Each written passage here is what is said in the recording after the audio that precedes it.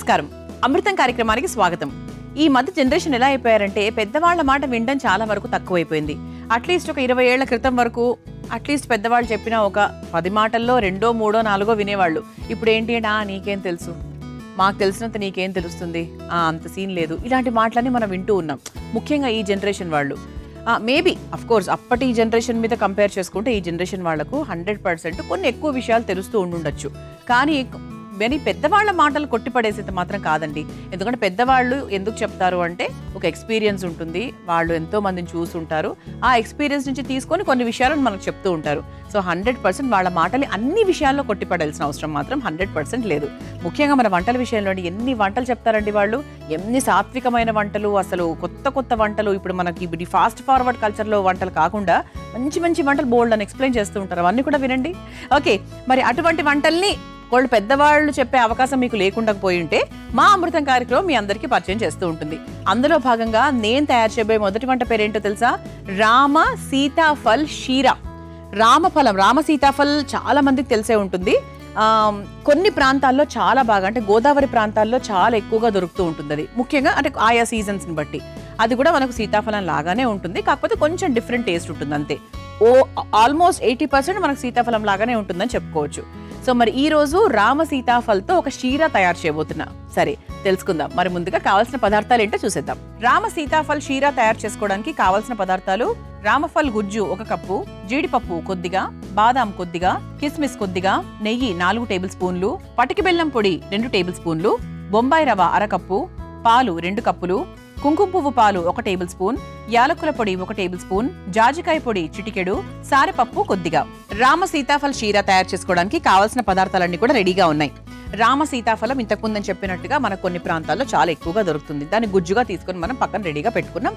దాంతో మనం ఒక షీరా అంటే ఒక హల్వా లాగా అనుకోవచ్చు. ఓకే, అది తయారు చేసుకోబోతున్నాం.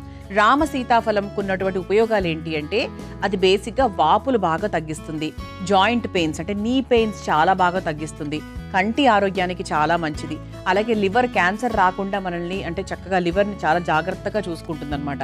అంతేకాకుండా ఇందులో ఐరన్, ఫాస్ఫరస్, మెగ్నీషియము, తర్వాత ఫైబర్ ఎక్కువగా ఉంటుంది, పీచు పదార్థం చాలా ఎక్కువగా ఉంటుంది, జీర్ణాశయానికి కూడా చాలా చాలా మంచిది. సో ఖచ్చితంగా రామ సీతాఫలం ఏ ప్రాంతంలో అయితే మీకు ఎక్కువగా దొరుకుతుందో అక్కడికి మీరు వెళ్ళినప్పుడు తెచ్చుకోవడము, ఇటువంటివన్నీ 100% చేస్తూ ఉండండి. ఎందుకంటే ఈ వంట అనేది చాలా ట్రెడిషనల్ వంట, అప్పటి వంట. చాలా మందికి తెలియదు కూడా అసలు రామ సీతాఫలంతో అసలు ఈ వంట చెయ్యొచ్చన్న విషయం కూడా చాలా మందికి తెలియదు. అసలు ఆ పండు ఉంటుందని కూడా కొన్ని ప్రాంతాల్లో ఉండే వాళ్ళకి తెలియదు. ఓకే, సో ఈ రోజు మరి దాంతో చక్కగా మనము షీరా తయారు చేసుకోబోతున్నాము. సో ఫస్ట్ ఏం చేయాలి అంటే స్టవ్ వెలిగించేసుకుందాం.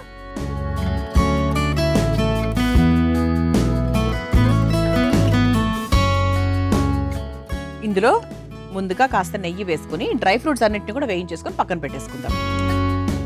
సో ముందు ఆ పని అయిపోతే మనకు మిగతావన్నీ కూడా ఫాస్ట్గా చేసేసుకోవచ్చు.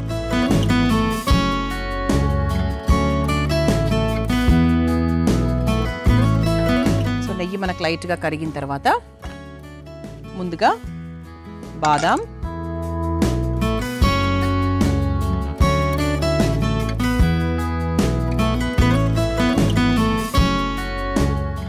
బాదంతో పాటు కాస్త జీడిపప్పు,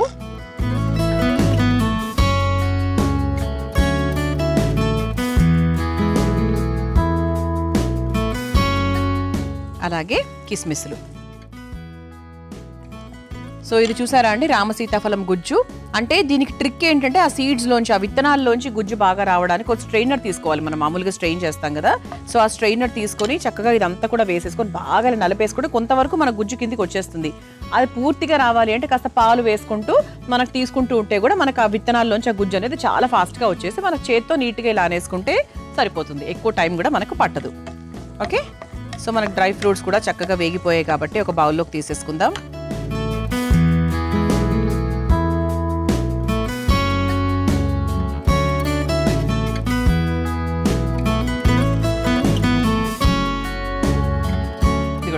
ఇలా మనం డ్రై ఫ్రూట్స్ అన్నిటిని కూడా వేయించేసుకొని పక్కన పెట్టేసుకుందాం. ఇప్పుడు ఇదే బాండీలో ఉప్మా రవ్వ, ఓకే, సో సూజీ అంటాం కదా అందరికీ తెలిసిందే ఇది. సో ఇదే కొంచెం నెయ్యి ఉంది కాబట్టి సరిపోతుంది. చక్కగా వేసుకొని వేయించేసుకుందాం.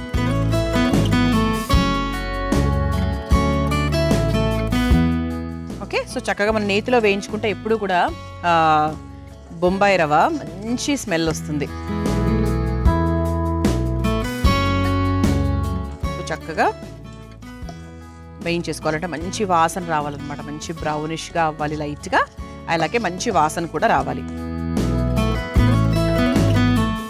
అంటే మనకు వేయించుకుంటూ ఉంటేనే మంచి టేస్ట్, అంటే ఆల్రెడీ స్మెల్ అయితే వచ్చేస్తుంది. సో ఎప్పుడెప్పుడు రుచి చూడాలా అని వెయిట్ చేసే విధంగా ఉంటుంది.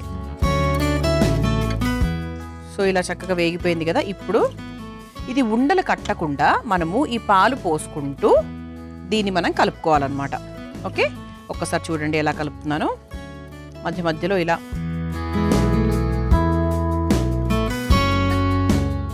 ఇది కూడా వెంటనే కలిపేసుకోవాలి, ఉండలు కట్టకుండా కలుపుకోవాలి.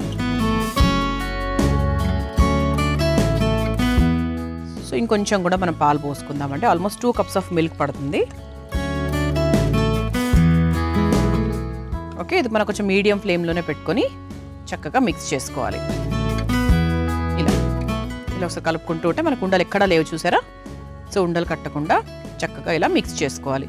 ఇది కొంచెం మనకు దగ్గర పడేంత వరకు కలుపుకోవాలన్నమాట.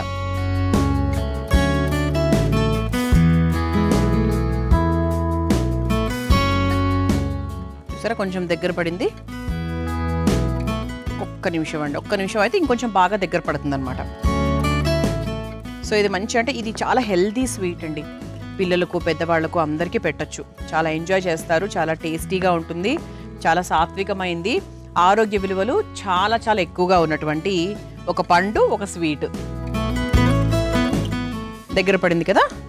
సో ఇప్పుడు మనం ఏం చేయాలంటే ఇదిగోండి ఇలా గుజ్జు తీసుకొని పెట్టుకున్నాం కదా, రామసీతాఫలం గుజ్జు.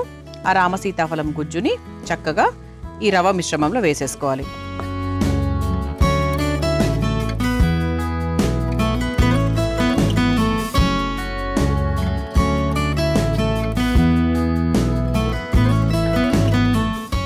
కప్పు నిండా తీసుకున్నారండి. ఎందుకంటే మనకు ముఖ్యంగా అంటే మెయిన్ షుగర్ ఇదే తీసుకుంటున్నాం. అఫ్కోర్స్ మనం పటిక బెల్లం పొడి వేస్తున్నాం కానీ కొంచెమే వేస్తున్నాం. సో ముఖ్యంగా న్యాచురల్ స్వీట్గా లాగా తినాలనుకుంటున్నాం కాబట్టి ఇది కొంచెం ఎక్కువగానే వేసుకున్నాం. సో ఒకసారి బాగా మిక్స్ చేసేసుకోవాలి.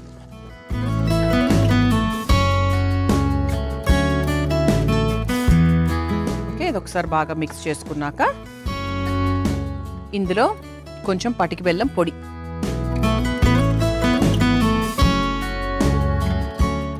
మీకు ఏమైనా కొంచెం స్వీట్ ఫీల్ ఎక్కువ కావాలి అనుకుంటే కొంచెం ఎక్కువ వేసుకోవచ్చు, లేదంటే 1 లేదా 2 స్పూన్స్ సరిపోతాయి. ఎందుకంటే మనకి పండు తాలూకు స్వీట్నెస్ ఉంటుంది కదా, అది సరిపోతుంది. ఇది ఒకసారి బాగా మిక్స్ చేసుకొని ఇప్పుడు నెయ్యి యాడ్ చేసుకోవచ్చు.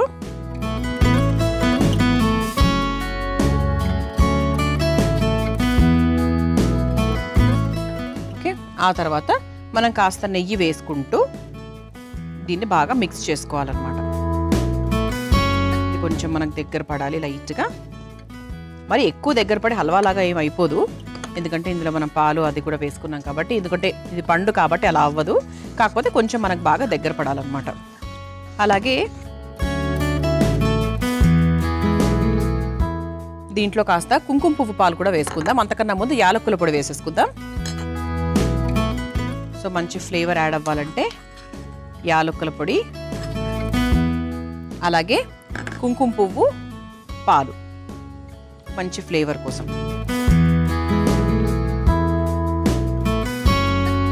ఒకసారి బాగా మిక్స్ చేసేసుకుందాం. చూసారా న్యాచురల్ ఫుడ్ కలర్. సో మీరు ఎటువంటి కలర్స్ వేయాల్సిన అవసరం లేదండి. సో చక్కగా కుంకుమ పువ్వు ఆఫ్ కోర్స్ కొంచెం మనకి ఎక్స్పెన్సివ్గానే ఉంటుంది, కాకపోతే మీకు చాలా రోజులు వస్తుంది. ఫ్రిడ్జ్లో పెట్టుకున్నారంటే మనం ఎక్కువ కూడా వాడాల్సిన అవసరం లేదు కదా. మనం సాధారణంగా పుదీనా కొత్తిమీర చట్నీ చేస్తూ ఉంటాం, చాలా టేస్టీగా ఉంటుంది. దాని టేస్ట్ మరింత పెరగాలంటే ఏం చేయాలో తెలుసా? కాస్త పెరుగు కూడా వేసి చూడండి, చాలా చాలా టేస్టీగా ఉంటుంది. ఈసారి పుదీనా కొత్తిమీర చట్నీ ట్రై చేసేటప్పుడు తప్పకుండా పెరుగు ట్రై చేయండి. చూసారా ఎంత బాగా అయిందో.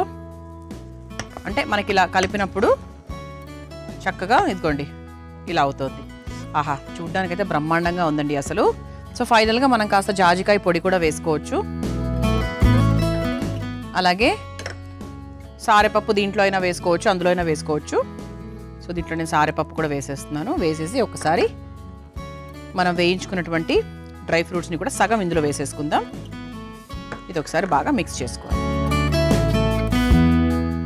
ఇప్పుడు సర్వింగ్ బౌల్లోకి తీసేసుకుందాం.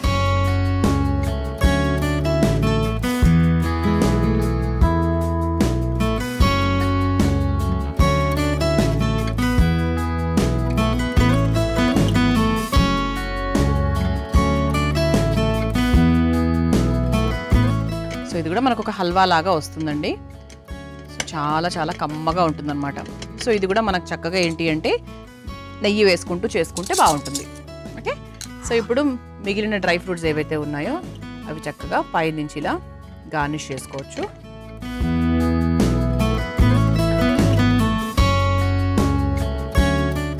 ఓకే, సో ఇలా సాత్వికమైన ట్రెడిషనల్ వంట రామ సీతాఫలం షీరా మీ అందరి కోసం రెడీ అయిపోయింది.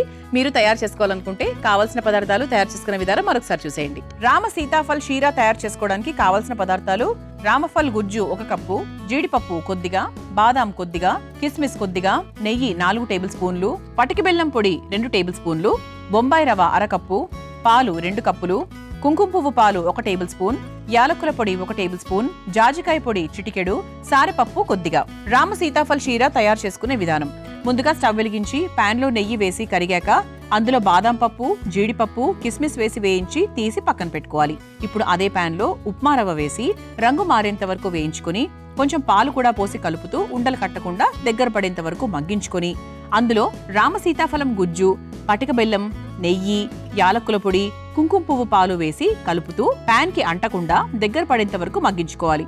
చివరిగా జాజికాయ పొడి, సారెపప్పు, వేయించుకున్న డ్రై ఫ్రూట్స్ వేసి కలిపి ఒక సర్వింగ్ బౌల్లోకి తీసుకుని పై నుంచి మరలా వేయించుకున్న డ్రై ఫ్రూట్స్ వేసి సర్వ్ చేసుకుంటే రామ సీతాఫల్ షీరా రెడీ.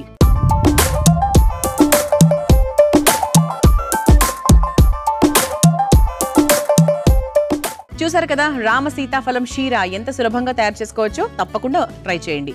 ఇప్పుడు టేస్ట్ చేసి ఎలా ఉందో చెప్తాను.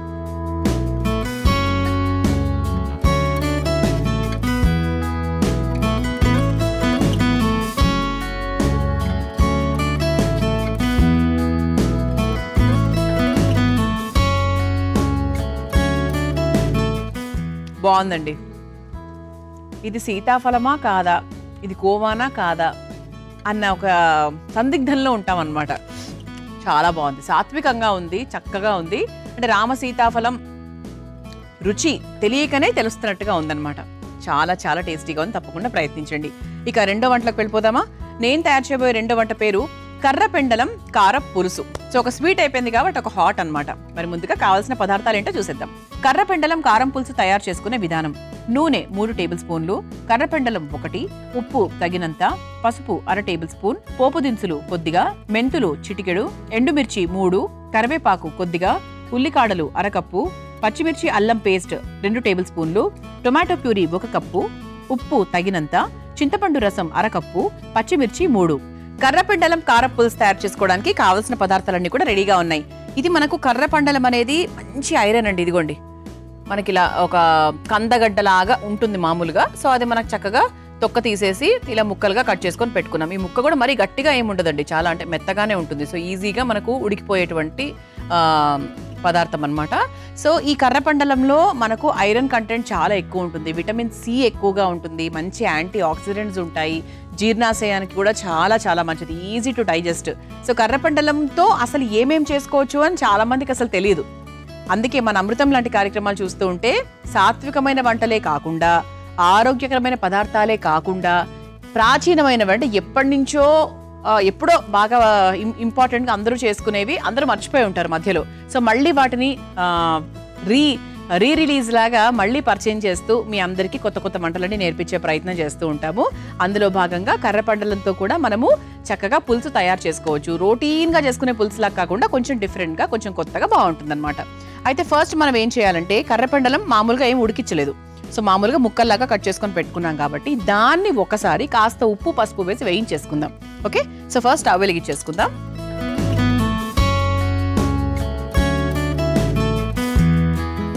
కొంచెం నూనె వేసేసుకుని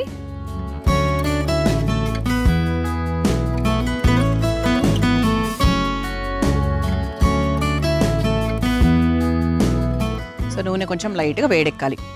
మామూలుగా మనకు సగ్గుబియ్యంని మామూలుగా ఉడికించుకొని మనం ఎప్పుడైనా మనకి ఎనర్జీ కావాలనుకున్నప్పుడు విరోచనాలు అయినప్పుడు సగ్గుబియ్యం తీసుకుంటూ ఉంటాం. ఎందుకంటే అందులో స్టార్చ్ ఉంటుంది కాబట్టి. సగ్గుబియ్యంలోని స్టార్చ్ దేంతో తయారవుతుంది తెలుసా? ఈ కర్రపెండలంతోనే తయారవుతుంది. ఆ జిగట ఉంటుంది కదా, జిగురు, అది దీంతోనే తయారవుతుంది అనమాట. సో అలా మనకు కర్రపెండలం అనేది కొంతమందికి తెలుసు, చాలా మందికి తెలియదని చెప్పచ్చు. 70% ఎలా చేసుకోవాలి ఏంటి అనేది ఈరోజు మనం నేర్చేసుకుందాం. అయితే ఫస్ట్ మనం ఏం చేయాలంటే కర్రపెండలం ముక్కల్ని ఇలా సన్నగా కట్ చేసుకున్నాం కదా, దాన్ని నూనెలో వేసేసుకుని వేయించేసుకుందాం ఒకసారి. సో చూసారా, ఇందులో కూడా చాలా జిగురుంది, ముట్టుకుంటే ఇదిగోండి ఓకే. సో ఒక స్టార్చ్ ఉంటుంది కదా, అలా ఉందన్నమాట. దీంట్లో మనము ఉప్పు పసుపు యాడ్ చేసుకుందాం. అంటే ముక్కలకు బాగా పడుతుంది ఇప్పుడే ఉప్పు వేసేసుకుంటే. ఆ తర్వాత కాస్త పసుపు వేసుకుంటే మనకు రంగు కూడా చక్కగా వచ్చేస్తుంది అనమాట. దీన్ని కుక్కర్లో పెట్టుకొని ఉడికించుకోవాల్సిన అవసరం లేదండి, ఎందుకంటే చాలా ఫాస్ట్గా ఉడికిపోతుంది. ఎందుకంటే చాలా మెత్తగా ఉండేటువంటి ఇది వెజిటబుల్ ఇది. సో అందుకు అసలు కుక్కర్లో పెట్టుకోవాల్సిన అవసరమే లేదు. అరటికాయ లాగా అండి, ఆల్మోస్ట్ అరటికాయ అంత మెత్తగా ఉంది ఇది. సో జస్ట్ మనకి ఏంటి అంటే కాస్త ఉప్పు పసుపులో వేయించుకుంటే మరీ మెత్తబడకుండా ముక్క కొంచెం కరకరలాడుతూ ఉంటుంది అనమాట. సో మళ్ళీ పులుసులో వేసుకున్న తర్వాత ఆ రుచి కొంచెం డిఫరెంట్గా బాగుంటుంది.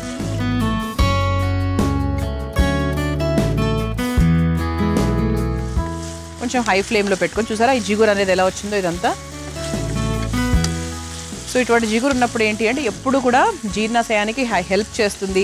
పొట్ట ఇబ్బందులు ఏమైనా ఉన్నా కూడా దానికి సొల్యూషన్ లాగా పనిచేస్తుంది. సో ఎప్పుడు కూడా అంటే మనకి డయేరియా ఇటువంటి ఇబ్బందులు ఉన్నా కూడా కట్టుకునే అవకాశం ఉంటుంది. సో ఇటువంటి స్టార్చ్ థింగ్స్ ఉన్నవన్నీ కూడా మనం ఎక్కువగా వాడుతూ ఉండాలన్నమాట.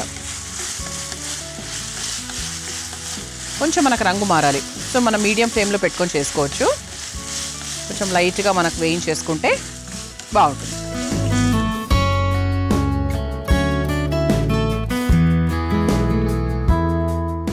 ఇంకా చాలా రకాల వంటకాలు ఉంటాయి కర్రపెండలంతో. అంటే ఈరోజు మనం పులుసు తయారు చేసుకున్నాం. ఆల్రెడీ మనము మన అమృతంలో వేరే ఎపిసోడ్స్లో కూడా కర్రపెండలంతో 1-2 వంటకాలు చేసుకోవడం జరిగింది. సో రెగ్యులర్గా చూస్తూ ఉంటే మీకు ఒక ఐడియా ఉంటుందన్నమాట.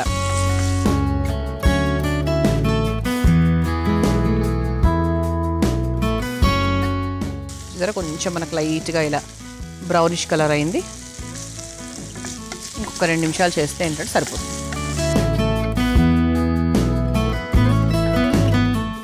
సో మిగతా ప్రాసెస్ మనకు మామూలు పులుసు ప్రాసెస్ కామన్గా మనం జనరల్గా చేసుకునేది. ఎప్పుడు గుమ్మడికాయ పులుసులు, తర్వాత ఎప్పుడు రకరకాల పులుసు, చామగడ్డ పులుసులు అవి కాకుండా కొంచెం కొత్తగా కర్రపెండలంతో కూడా మనం పులుసు తయారు చేసుకోవచ్చు. ఓకే, వేగిందండి, సరిపోతుంది. ఓకే, సో లైట్గా మనకు కలర్ కూడా మారింది కాబట్టి ఒక బౌల్లోకి తీసేసుకుందాం.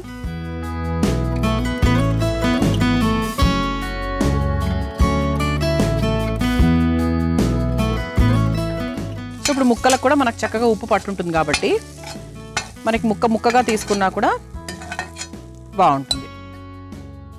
ఓకే, సో ప్రస్తుతానికి ఇదిలా పక్కన పెట్టేసుకుందాం. ఇప్పుడు ఇదే బాండీలో కొంచెం మనం సిమ్లో పెట్టేసుకొని మళ్ళీ కొంచెం నూనె వేసేసుకుందాం. ఇక నార్మల్ మనము పులుసు ప్రాసెస్లోకి వెళ్ళిపోవచ్చు. అందులో ముందుగా పోపు దినుసులు, అలాగే కొన్ని మెంతులు ఎప్పుడు కూడా మనం పోపులో వేసుకుంటే ఆ చేదు తగ్గుతుంది, రుచి కూడా చాలా బాగుంటుంది.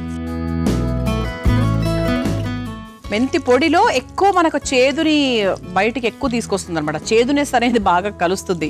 సో అలా కాకుండా మీరు మెంతులుగా మీరు నూనెలో వేసుకున్నారనుకోండి, ఆ చేదు అనేది 100% పట్టదు. ఆ తర్వాత పచ్చిమిరపకాయలు, ఆ తర్వాత ఎండుమిరపకాయలు,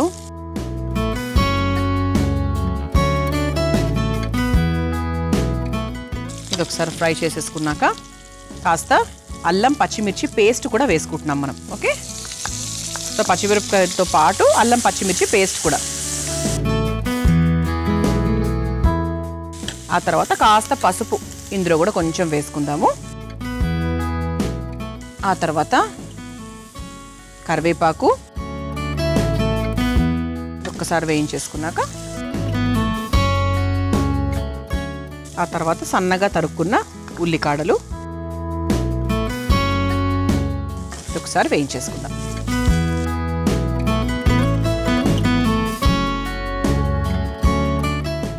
ఆ తర్వాత ఇదిగోండి మనం ముందుగా టొమాటోని ప్యూరీగా తయారు చేసుకున్నాం. పచ్చి టొమాటోని ఏమీ ఉడికించలేదు. సో అది మనం చక్కగా ఇందులో వేసేసుకోవాలి. కొంతమంది ముక్కల్లాగా వేసుకుంటారు. ముక్కల్లా కన్నా కూడా ఇలా ప్యూరీలాగా చేసేసుకుంటే ఇంకా బెటర్ కదండి. పులుసులో కలిసిపోతుంది, మనకు మధ్యలో ముక్కలు ముక్కలుగా రాకుండా నీట్గా కలిసిపోతుంది అనమాట. సో మనం ఆల్రెడీ ముక్కల్లో కాస్త ఉప్పు వేసాం కాబట్టి ఇందులో కొంచెం చూసుకొని వేయాలి, లేకపోతే ఓవర్ అయిపోతుంది. సో జస్ట్ దీని వరకు మనం కొంచెం ఉప్పు వేసేసుకున్నాం.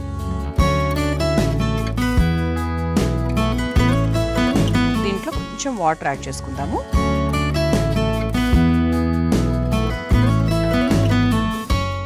ఇది ఒక్కసారి మనకు మరుగుతూ ఉండగా ఈ చింతపండు పులుసు కూడా మనం వేసుకోవాలన్నమాట.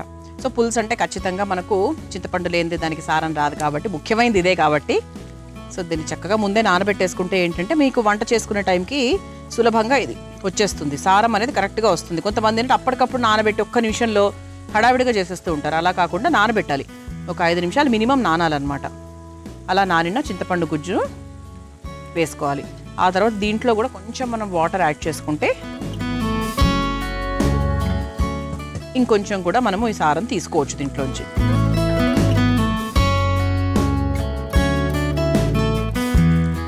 ఇంకా సరిపోతుంది. చింతపండు గుజ్జు వేసేసుకున్న తర్వాత ఒక్కసారి ఇలా బాగా మిక్స్ చేసేసుకుందాం. మీకు ఒకవేళ ఒక పిసర్ ఏమన్నా కొంచెం బెల్లం టేస్ట్ కావాలి అంటే ఈ టైంలో మీరు కాస్త చిన్న బెల్లం ముక్క కూడా వేసేసుకోవచ్చు. లేదు ఆ పులుపే రుచి కావాలి అంటే అలా కూడా చేసుకోవచ్చు. ఓకే, ఇది కొంచెం మనకు మరుగుతూ ఉండగా మనం ముందుగా ఇలా వేయించుకొని పెట్టుకున్నటువంటి కర్రపెండల ముక్కల్ని కూడా చక్కగా ఈ పులుసులో వేసేసుకుందాం. వేసేసుకొని ఒకసారి బాగా మిక్స్ చేసేసుకోవాలి.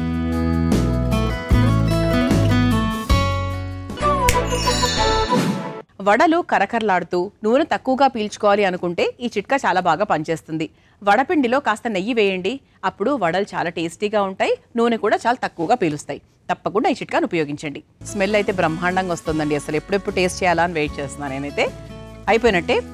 ఇప్పుడు ఒకసారి కలిపేసుకొని ఒక బౌల్లోకి తీసేసుకుందాం.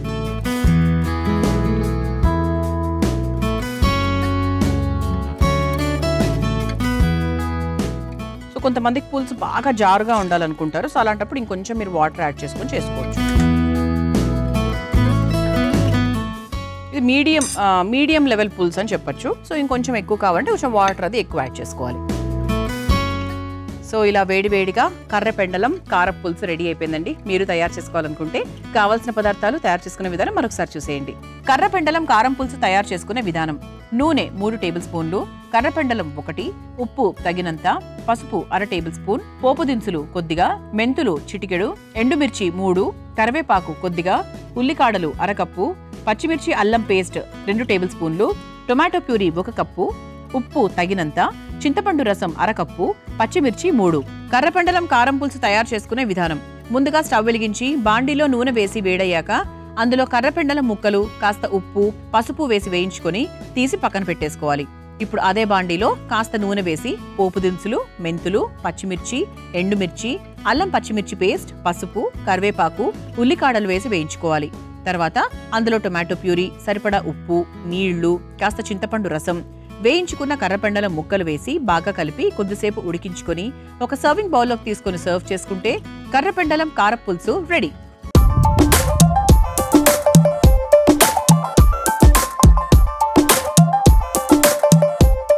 చూసారు కదా కర్రపెండలం కారం పులుసు ఎంత సులభంగా తయారు చేసుకోవచ్చో. రుచి చూసి ఎలా ఉందో చెప్తాను.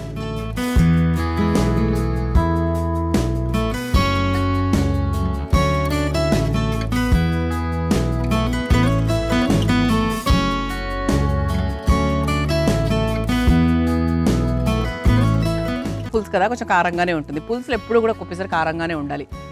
అందుకు మీకు ఆ పులుపు కారం మరి ఓవర్ ఎలివేట్ అవ్వకుండా ఒక చిన్న బెల్లం ముక్క వేసుకుంటే సెట్ అయిపోతుంది. అంతకన్నా ఏం లేదు. భలే ఉందండి, పుల్లపుల్లగా కారం కారంగా చాలా చాలా బాగుంది. తప్పకుండా ప్రయత్నించండి. చూసారు కదా ఇవాటి మన అమృతంలో నేను పరిచయం చేసిన ఈ 2 వంటకాలు రేపటి అమృతంలో మరో 2 వంటకాలతో మళ్ళీ కలుసుకుందాం. అంతవరకు సెలవు, నమస్కారం. ఈ కార్యక్రమాన్ని తిరిగి చూడాలనుకుంటే www.youtube.com/ETV Life Spiritual లో చూడవచ్చు.